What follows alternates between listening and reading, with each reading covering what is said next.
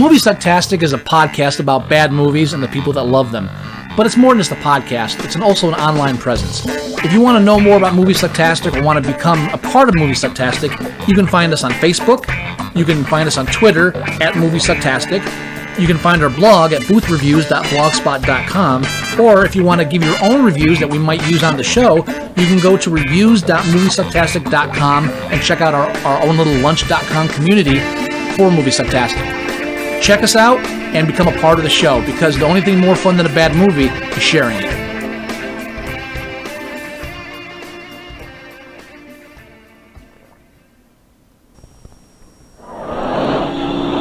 is a death race.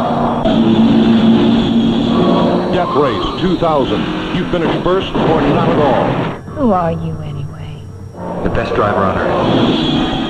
Death Race 2000. The traffic is murder. Hold on. He was built by the world's greatest surgeons to drive the fastest car ever designed, and nothing can stop him now. David Carradine, Death Race 2000. Rated R. You are listening to Moviesucktastic.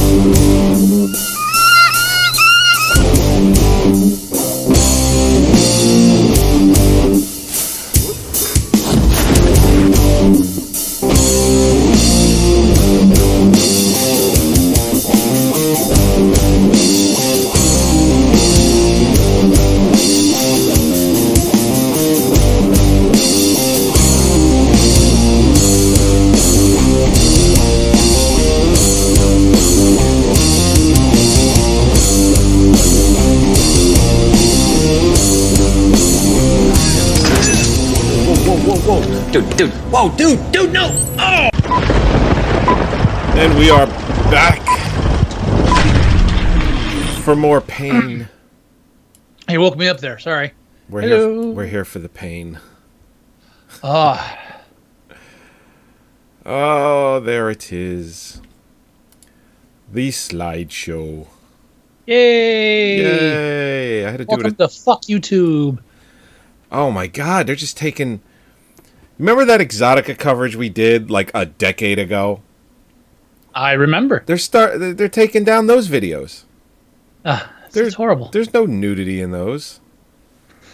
Horrible. What the hell? Yeah. One of those videos got us like over 100,000 views. Mm-hmm. But it was prurient. But they said, just so you know, the first offense, it's free. The next one you could have, you're suspended. Then the one after that, your channel could be removed completely. It's like, what? We've had 2 taken down. Like, seriously now. What the fuck? I haven't even contested it. Because why even bother? Well, I mean, if it's in their guidelines to not have anything like that, realistically, we're not winning. What? Who cares? I'm done with it. Anyway, Moviesucktastic. I'm this close. Yes. I'm this close to when I redesign our website to just host our videos ourselves. Why not? Like, seriously.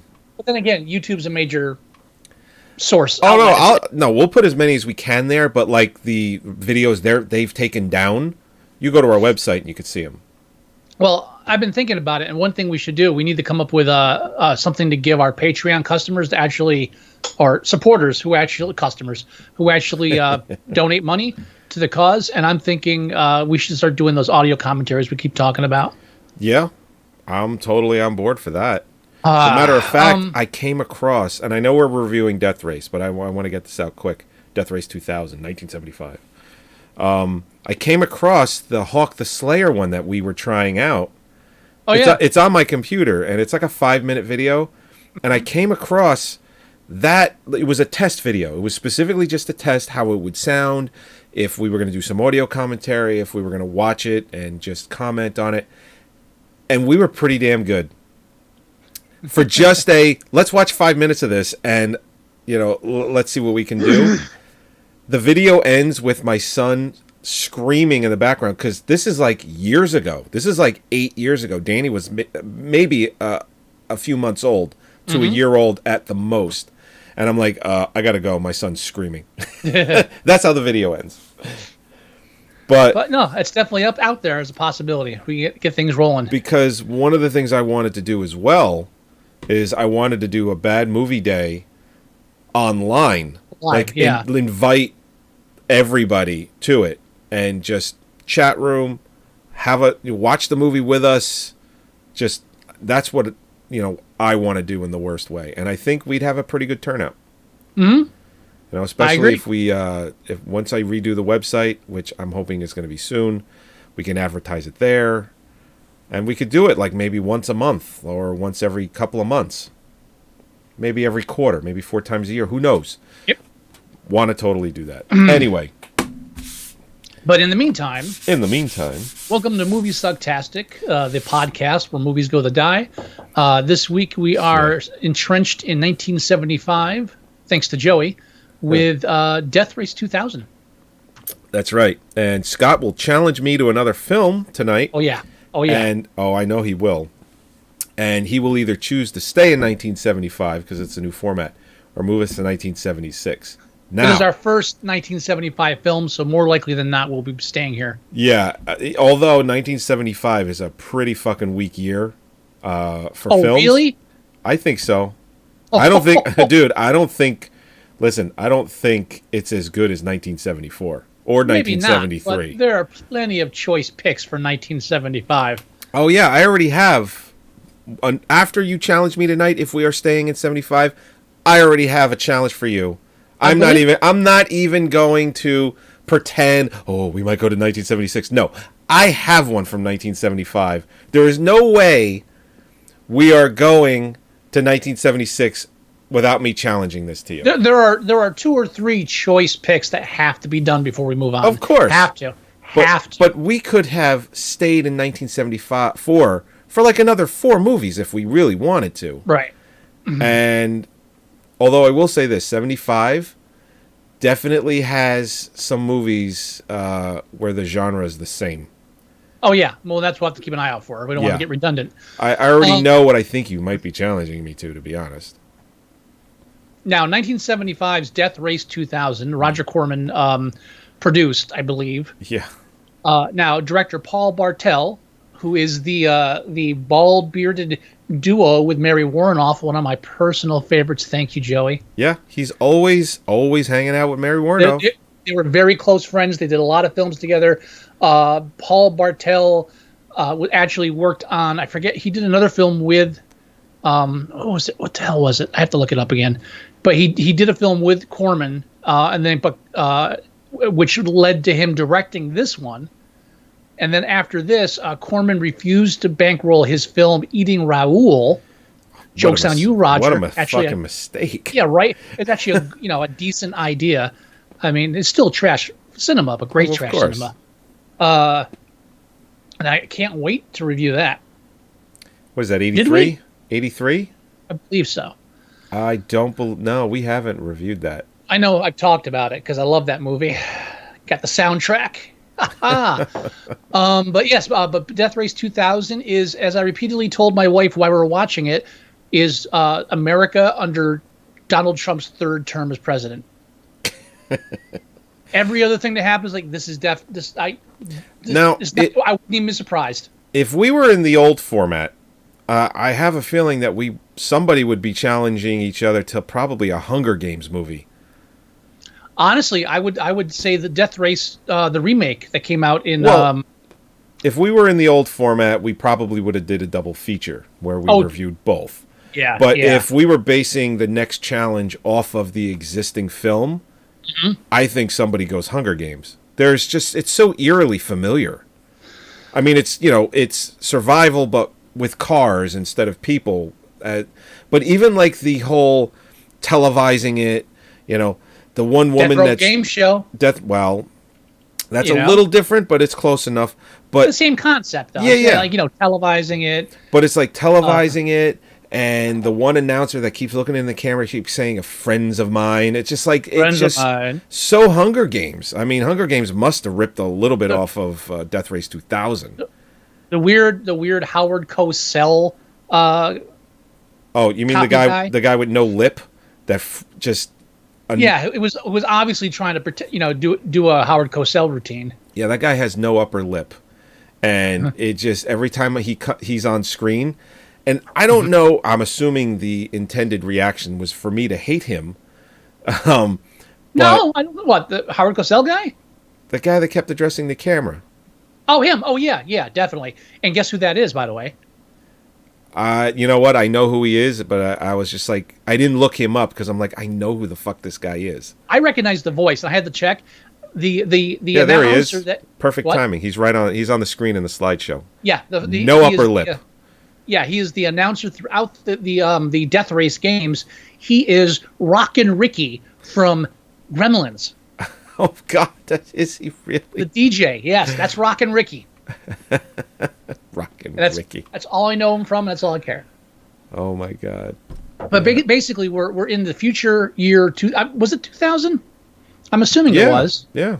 Yeah, because of the name of the film, and it's the year 2000, and America is under conservative rule. I guess basically it's a conservative dictator. It's Donald Trump, third term, and every year the nation rallies around the Death Race games, where they take 5 drivers. One of them, the president's personal favorite, Frankenstein, and they do a race across country that involves hitting people for points. Yeah, and at one point in the film, they have a point scale. I actually have the point scale because I put it in the slideshow. I couldn't resist. Yeah, I did not get around to doing slides, but I will make up for it because I think I have a 1080p copy of this. I do as well. Yeah, so some nice clear shots. I'm going to make up for that. Here we go. Women are 10 points. Men are 40 points. Seniors are 100 points. And babies are 70 points. Yes.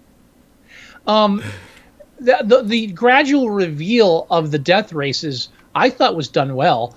They don't just come out and explain everything. It's just you get bits and pieces as if this is a national event. Right. They introduce the drivers one at a time and you get an idea of what's going on.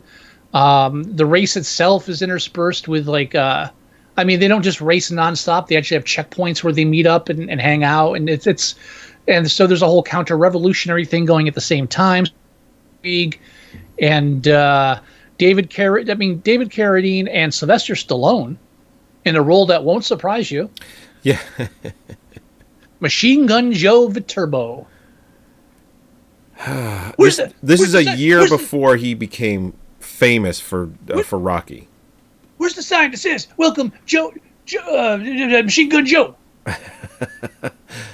We love you, Frankenstein. You want Frankenstein? I'll give you Frankenstein.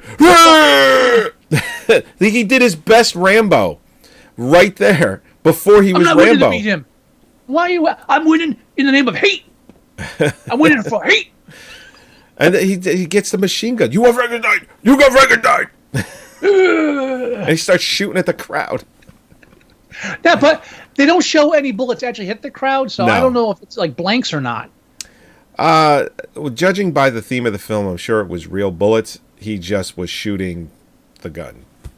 So this opening sequence takes place at this vast stadium that's sparsely populated by an audience. Again, Trump, third term. And behind them it's not a matte painting as much as it is a matte sketching. Yeah. And my wife immediately is like, "That's horrible. That's not even a painting. That's just a matte drawing. That's up there." And then at one point when they cut, they have a little subway go, but it's just a little green dot. Yeah. It's like, oh my God, that's horrible. Oh my God. Oh, there's the fake baby, the ambush, fake baby ambush. Oh yeah. And I love the one guy, the sensei from Karate Kid, Oh, Martin Cove. Yeah. Yeah, he's like, bye bye, baby. Nero the hero. Oh my god! And then what? Because they're all introduced to you, the viewer of the film, and the crowd in the beginning. I mean, you have Robert Carradine. First, we're introduced to Calamity Jane. Right, which is Mary Woronov. And her sidekick, which is just some random navigator. Yeah. Then we were introduced to Nero wasn't next, was it? I think it was. Thought it was Joe Viterbo. Matilda the Hun was the second one. Was Matilda the Hun? Okay. I think it was Matilda the Hun. I don't think. I think Stallone was next to last. I think Machine Gun was. Oh, maybe you're right. Yeah, you're probably right. Yeah. Because then they gave Matilda the Hun with her guy, what was his name? Herman the German, who was. Yeah, no, I recognize him. That's what's his face. That's Gopher from the Love Boat. Yeah, it was Gopher. Yes, Gopher from the Love Boat is a Nazi. Yes, welcome to the future. Totally believable. And then good night, bud. Machine Gun Joe, and then finally Frankenstein. Well, Nero the hero, which is obviously Martin Cove, right? Right. Yeah, he's Sensei from Karate Kid, but when he gets up, he's like, get down, my fans love me. Like he's like Prince Valiant kind of vain in that moment, like a Caesarish kind of guy. Yeah. Yeah, but. It's interesting because, as he's racing, you don't ever really get the notion that anyone likes him. He was a throwaway character.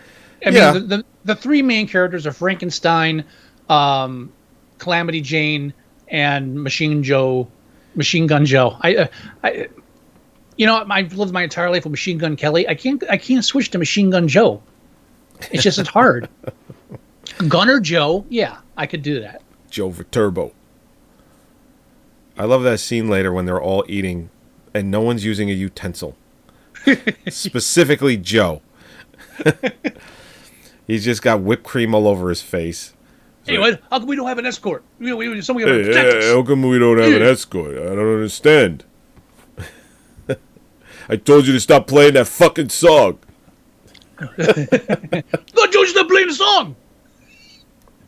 I don't think he yells that much in Rambo. No, I don't think so. No. Oh, I speaking of Stallone, I just recently got a upgraded copy, or what do they call it? Remastered. Like a remastered copy of Lockup. Oh God, really? Yeah. I didn't even realize that was available. Yeah, that's available. Lockup. I am going to write that down. Otherwise, I'm going to... I don't even think I have it.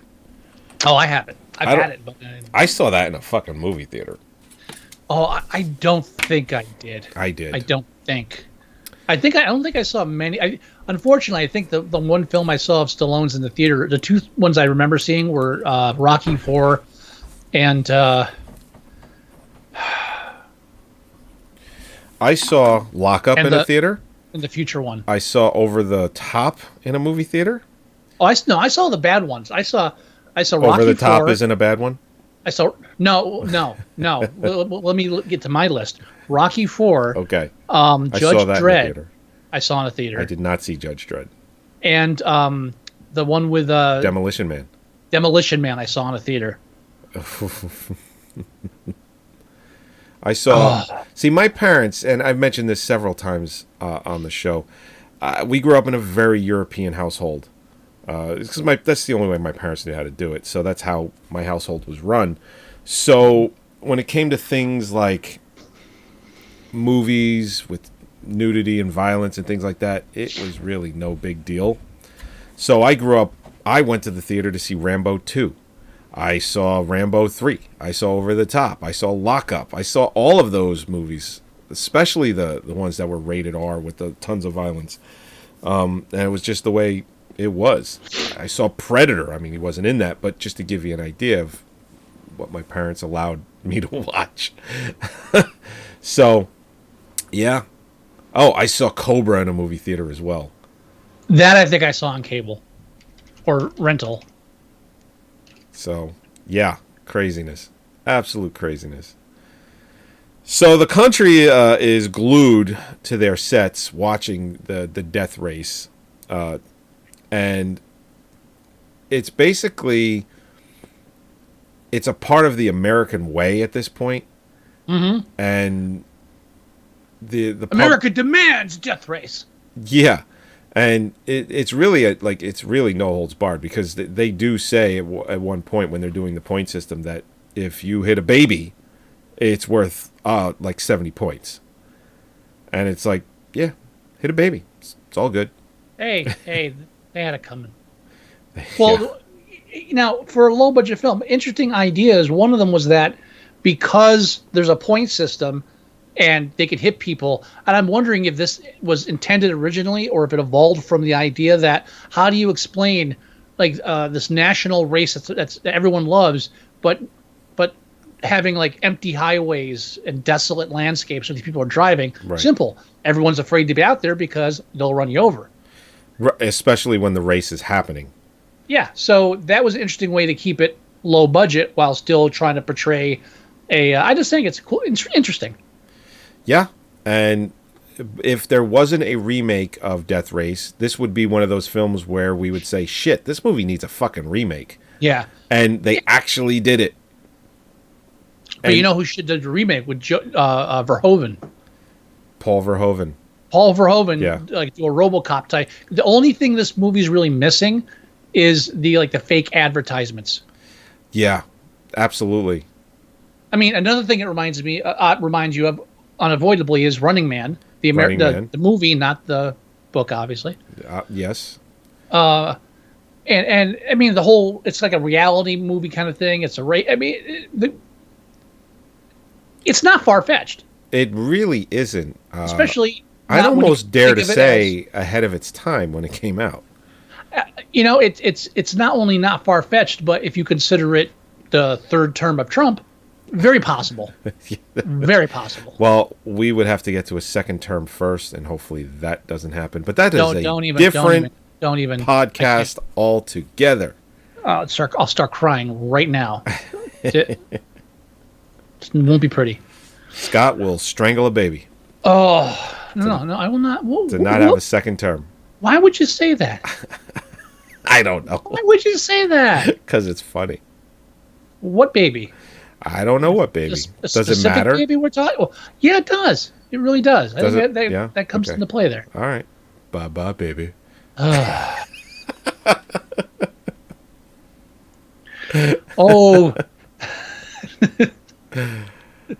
Sweep the leg. Yeah, right. Is there a problem? No, sensei. The Karate Kid TV show that came back to the YouTube Red or whatever it's called.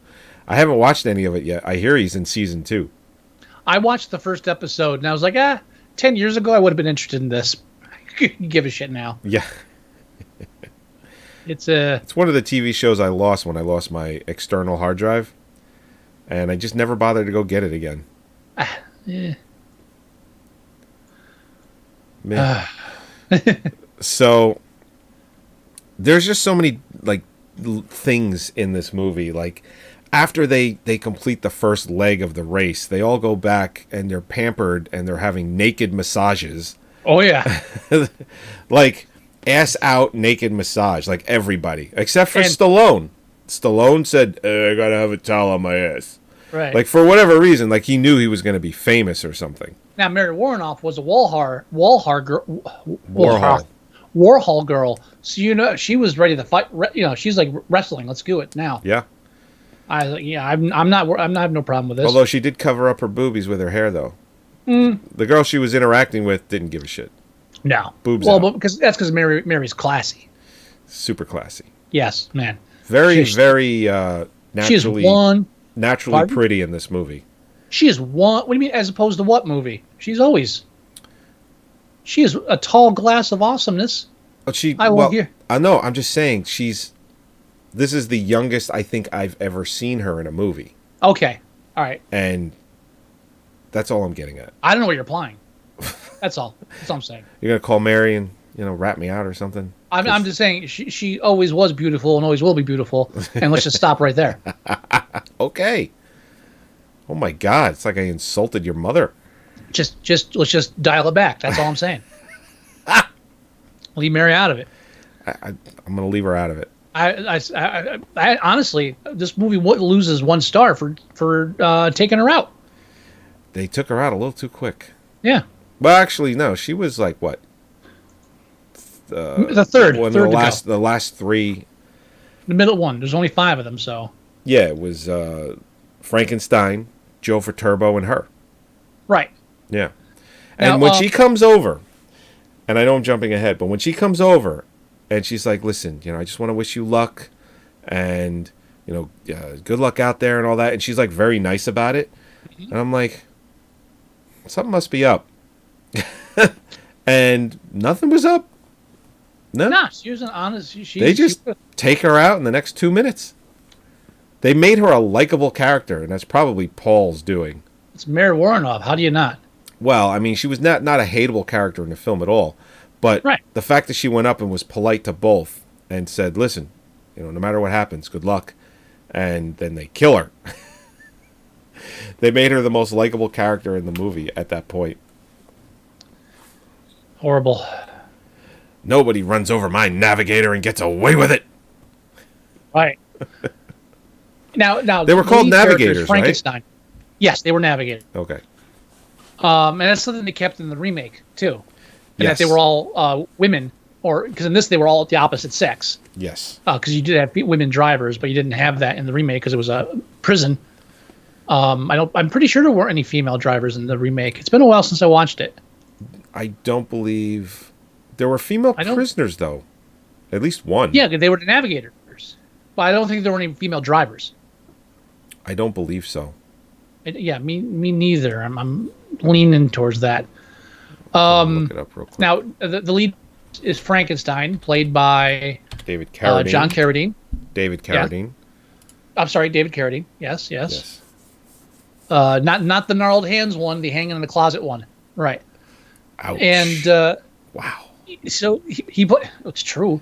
He plays the enigmatic Frankenstein who has a mask, but it's revealed early on that that Frankenstein isn't really who he says he is. It's all a farce. It's a new person every year, and they pretend all these ailments and everything, which they kept for Frankenstein in the remake too, which I thought was cool.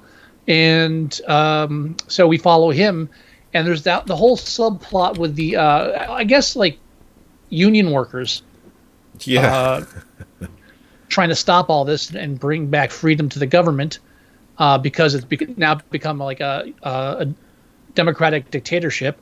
Trump third term, and they so you eventually figure, there's all these like there's the lame there's the whole lame who's backstabbing who, and double faced nonsense, and the hand grenade. Did you know that they made a Death Race 2? Yes. That went straight to video? That's why I'm not even mentioning it. Oh, God, I didn't even know that happened. Mm-hmm. That's right. And in the original remake, not the original, but the remake of Death Race, the guy that plays Liz, I'm looking at it, the Frederick Kohler, he's that little kid from Mr. Mom. Oh, okay. Not the kid with the whoopee, the other brother. Right, the one where he's making chili, and he's one. like, "It's a jungle out there." That kid. That's the kid from Mr. Mom, all grown up. Very creepy.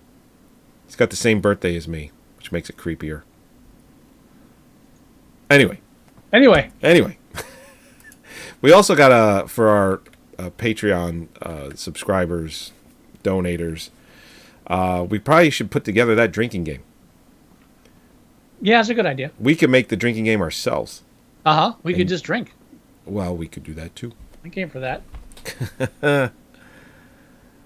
Hoy, I'm tired. I'm especially tired this week. Yeah, I know what you mean, and I mean, it's an interesting dystopian film. Like I said, like we already said, it has a lot of links to the other films beyond it that have the whole idea of death as entertainment for American crowds. It's not a new concept.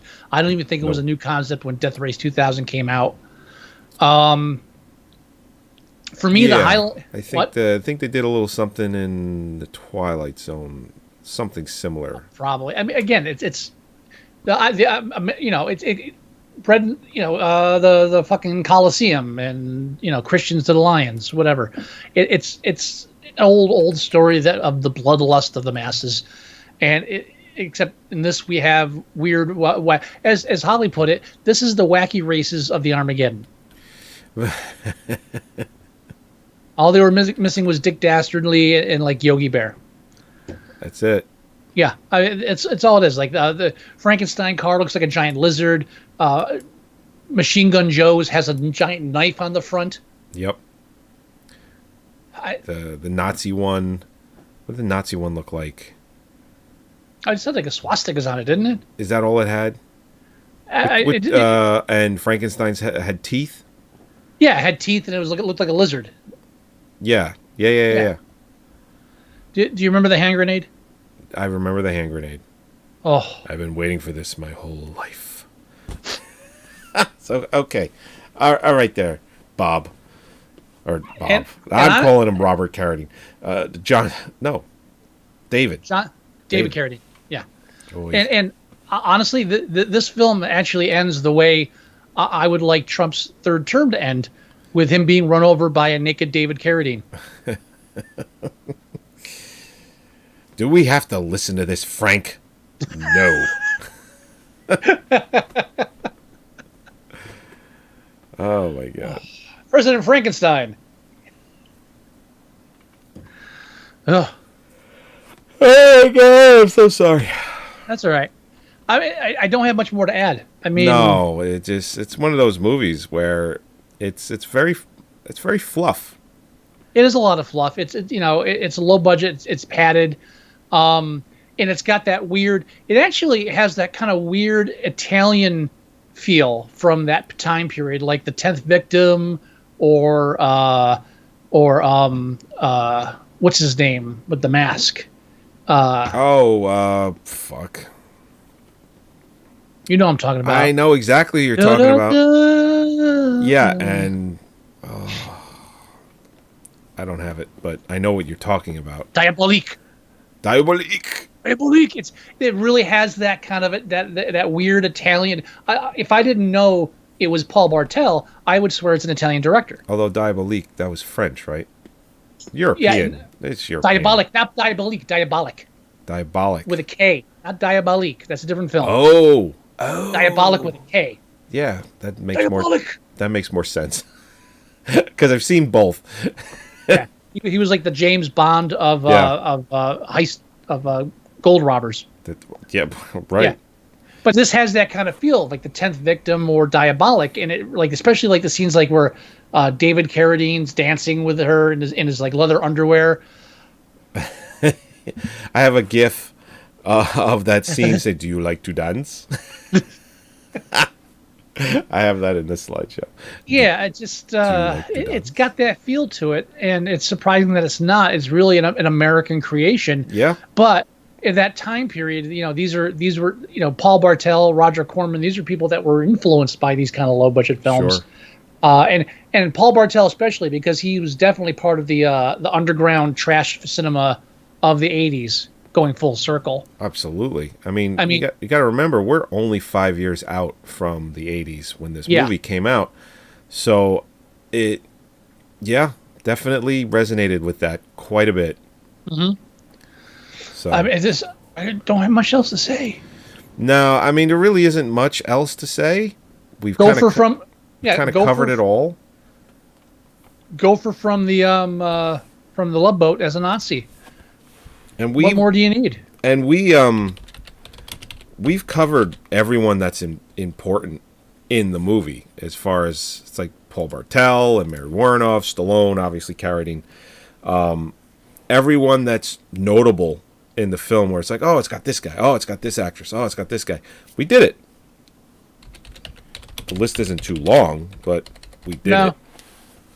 Is there anyone we might have missed? I don't think so. Dick Miller's actually in the film. Where? I didn't know. He's one of the Chicken Gang guys. I didn't even notice. Yeah, I didn't either. But he's in there. Well, makes sense. He's a Corman guy. Exactly. It's your typical Corman stuff. I think this is a film that gets mentioned a lot, but I don't think it's actually been watched as much as it's been mentioned. And I think Stallone... John Landis was in it as a mechanic. I believe that. Just before he was, killing people with helicopters. He had it coming. Oh, poor Vic. Vic. Vic Morrow knew what he was getting himself into. Did he? No. No. Not at all. Neither does the it's kids. Crazy. You ever watch footage of that? Yes. If you freeze frame it, you can see the head. Yeah, that's where I was going to go next. Oh, I'm sorry. I didn't mean to steal your thunder. No, it's okay. It's like there are some YouTube videos and there are some websites where they do frame for frame and slow it down, and fuck, poor Vic. Oh, yeah. No, but I will say this. Mm-hmm. Probably didn't feel a thing. Yeah, he did. For what, a nanosecond? Before, it's long enough. Before the internet and everything, I had a videotape, cassette tape, like VHS. Bootleg, yeah. I had that on it, and I had the Bud Dwyer suicide and Bud all Dwyer. That happy horse Stand shit. back. Yeah. This is dangerous stuff here. Bud. Oh, Bud. You can watch that. You can watch that on YouTube still. They take our video down because some girl's ass cheeks, she has a thong on. But you can watch Bud Dwyer put a bullet in his fucking head. Yeah. Parents Stupid. Guide. I don't even want to read the Parents Guide. I'm not sure. All right, let's go on the Parents Guide, and we'll rate it, and then you give me a challenge. I'm not. I don't want to. All I just saw was music can be intense at times. I can't go any further. I'm sorry. Stop. What? Stop. Yeah, I'm not. No, I'm done. What do you want to rate Death Race 2000? All right, it's currently sitting at wow. I'm actually surprised it's this high, 6.2. But I mean, I wouldn't go. I mean, I could go 6 on this, but I wouldn't go lower than a 5. Normally, I would go 5, but I thought Stallone put in a stellar performance, and Mary Warrenoff. Yeah, it's getting a 6. It's got Mary Warrenoff in it. Yeah, 6. 6. There you go. Yeah. The only film Mary Warrenoff's in that doesn't get a 6 is House of the fucking Devil. That gets a 3 for besmirching the good name of Mary Warrenoff. That's true. Fuck you, Ty West. They wasted that one. All right. So, real quick. This is a short episode. Yeah. I'm going to give you your challenge for next episode, which will be in 2 weeks, because I will be traveling cross country. That's right. Scott will be here in my house at some point. Yes. Oh, yeah. And we will not be recording. No, fuck that. I'm on vacation, goddamn. We're going to be doing plenty of other things. So obviously we're going to stay in 1975. Obviously. And I am challenging you. This is my revenge for Flesh Gordon. Okay. Now.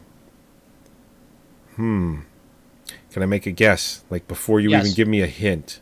Go ahead. Okay. I mean, okay. Can I ask a question first? Yes. Is it in the Flesh Gordon vein where it has strong sexual content, things like that? Perhaps. Oh, then that ruins my guess. What was your guess? Well, I mean, I think at some point we're gonna review Rollerball. I was thinking it might have been that. I was almost gonna do that. It was almost because it's like a sports kind of thing. Right. It's got that, but I think it's much more important to pay you back for the Flesh Gordon. Okay. And that's why the next episode we will be reviewing the Russ Meyer film Super Vixens. Ooh, I'm excited. Easy. That's not the reaction I wanted. What year was Mondo topless? I have no idea. Because that's a documentary. I'm proud to say I don't know. I want to say Mondo topless might actually be before we started before 73. I don't even recognize the name of the film. You've never seen Mondo topless? No. It's on my Plex. Go watch it. 1966. Ah, that's why. That's why. But Mondo Topless is a documentary about strippers. Okay. And it's pretty good. Yeah. I wonder how Russ Meyer got his start. Oh, wait. Fucking Russ Meyer. All I want As is a Meyer. matter of fact, the radio opening to the Opie and Anthony show, where you got the guy, he's saying, what is he saying? He's like, enough of this palaver. You know, that guy. You remember the opening of that radio show? It's like, enough of this palaver. Let's get to the whatever. That's Russ Meyer from Mondo Topless.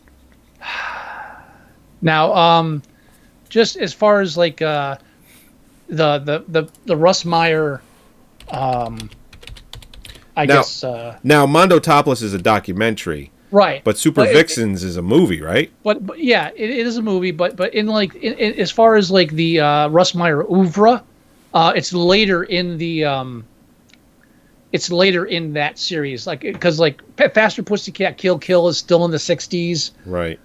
I mean, most of his films that people remember Beyond the Valley of the Dolls, 1970. Right. So we're getting into the late 70s with Super Vixens, and it's and I think it's all downhill from there. Actually, I think Super Vixens and maybe Up.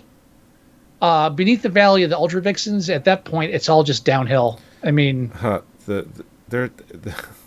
looking at a poster for Up, and oh, Russ, that is a penis. Of course it is. The font that they use in Up, it's like it's a penis. Well, yeah. Super Vixens. There could be now Beneath the Valley of the Ultra Vixens. I think is the only one I actually saw. As I was young. I've actually only ever seen Mondo Topless. Really? Yeah. Oh, Faster Pussycat Kill Kill is definitely a must see. But I'm only doing this to get back at you, so I don't know if it's obviously. Gonna work. Yeah, obviously, it's probably backfiring on me already. Is this film acquirable? Yes, I have a copy.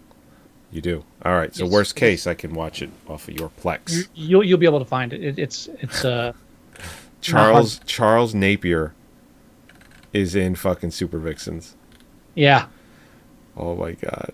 I can't wait to see like a 20-something, 30-something, like late 20s, early 30s Charles Napier.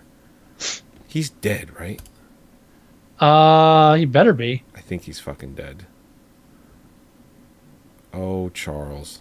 Oh yeah. He died 8 years ago. He was only 75. What the Christ? Ooh. You could tell he was dying or getting old when he did that movie, The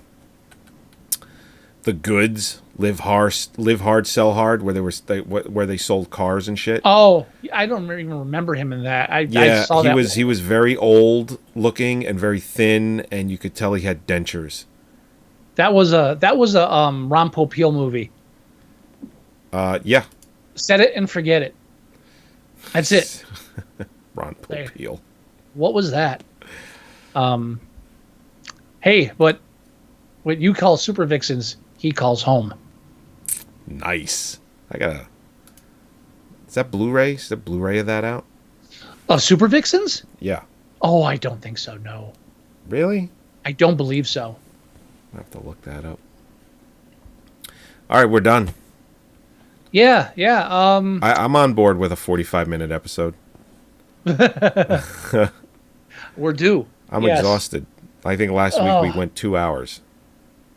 Yeah, but that was there was a lot to talk about. Yeah. But yeah, let's wrap this up. All right, let's do that. All right, everybody. As always, thank you for joining us for yet another episode of Moviesucktastic, episode 309. We will be doing a 10th anniversary episode sometime in October, possibly November. Mm-hmm. I don't know what we're doing with it yet, but I have a feeling we'll have like clips. I'm going to be putting together clips of my favorite moments from the show. Scott will probably do the same thing. So please, email us and send us voicemail and make sure we got something to play on the show, because it's 10 fucking years. If it's not an achievement for anyone but ourselves, it's still a fucking achievement. We've been doing this shit for 10 years. 10 years. Yeah. So yeah, go to our website at moviesucktastic.com. Come hang out with us live every Thursday at 8 o'clock and hang out with us while we review a film. Also, you can go to our Facebook page at facebook.com/moviesucktastic. Go to our iTunes page and you can listen to the show or download it there as well. You can leave us email. The address is themovieguys@moviesucktastic.com. If you want to leave us voicemail, the number is 908-514-4470. And if you want to download the 100% free Android app, please do so. Everything I said is in there. It's 100% free. You should absolutely get it. It is 100% beneficial to your listening pleasure. And that's about it. Do you have any words of wisdom, Mr. Wilson? Yeah, where's the sign? What Machine Gun Joe? Huh? Bye-bye, baby. Told you to stop playing that music. There was an expletive in there, but that sounded good too. I got 2 words for that. Bullshit. So many good lines from Stallone. He's so happy he got famous the following year because I don't think he could do more, shit like that movie. All right, everybody. We'll talk to you next week. Bye-bye. Bye.